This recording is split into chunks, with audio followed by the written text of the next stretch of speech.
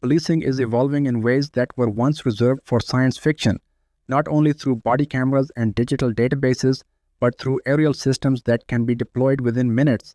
In regional New South Wales Police Force has launched a trial of station-based drones designed to provide rapid aerial support without the need for helicopters or locally stationed pilots. This initiative represents a structural shift in how rural law enforcement can access aviation capability. The model is straightforward yet strategically significant. The drones are physically stationed in a regional town, secured and ready for deployment. However, they are piloted remotely from a centralized operations hub located hundreds of kilometers away. Using secure communication networks and live high-definition video feeds, trained operators can launch, navigate, and monitor the aircraft in real time. This approach allows a small team of centralized pilots to support multiple communities without relocating aviation assets. Traditionally, aerial policing has depended on helicopters or fixed-wing aircraft that require significant funding, maintenance, and crew availability. In remote regions, deploying such aircraft can involve substantial delays and operational cost. The station-based drone model reduces those barriers by placing lightweight unmanned systems directly within the community while centralizing control expertise elsewhere. The result is faster response times and lower operational overhead. The drones themselves are equipped with advanced optical cameras and thermal imaging systems, enabling them to operate during day or night conditions. These systems can assist in locating missing persons across vast terrain, tracking suspects during active incidents, assessing dangerous environments before officers arrive, and providing situational awareness during emergencies. By delivering real-time aerial visibility, the technology aims to improve officer safety and tactical coordination. Supporters of the trial emphasize its potential value for rural policing.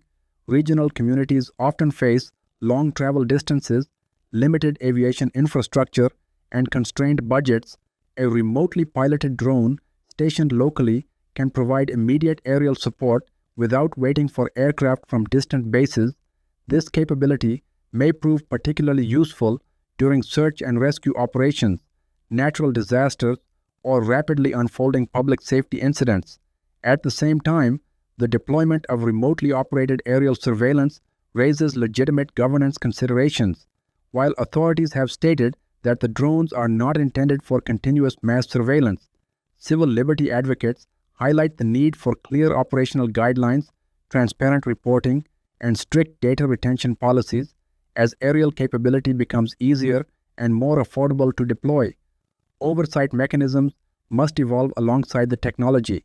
Regulatory compliance also remains central to the trial.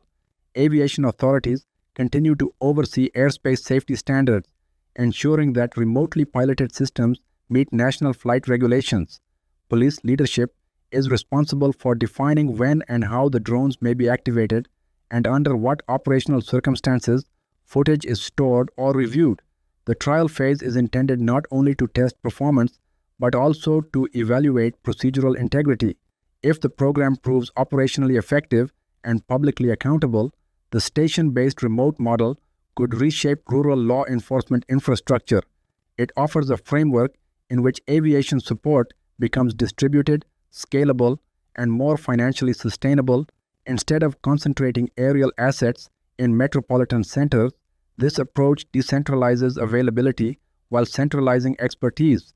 The broader implication extends beyond one region. Remote piloting technologies are advancing rapidly, and law enforcement agencies worldwide are exploring similar capabilities. The critical balance lies between enhancing response efficiency and preserving public trust. Technology alone does not define progress. Implementation and accountability do. This trial signals that policing infrastructure is entering a new technological phase, one where digital networks, autonomous systems, and centralized command hubs redefine what is operationally possible in remote environments. Whether this model becomes standard practice will depend on measured outcomes, regulatory alignment, and community confidence. If you want serious, data-driven breakdowns of the technologies reshaping public institutions and infrastructure. Subscribe now and turn on notifications, because innovation does not only transform industries, it transforms the systems that govern society.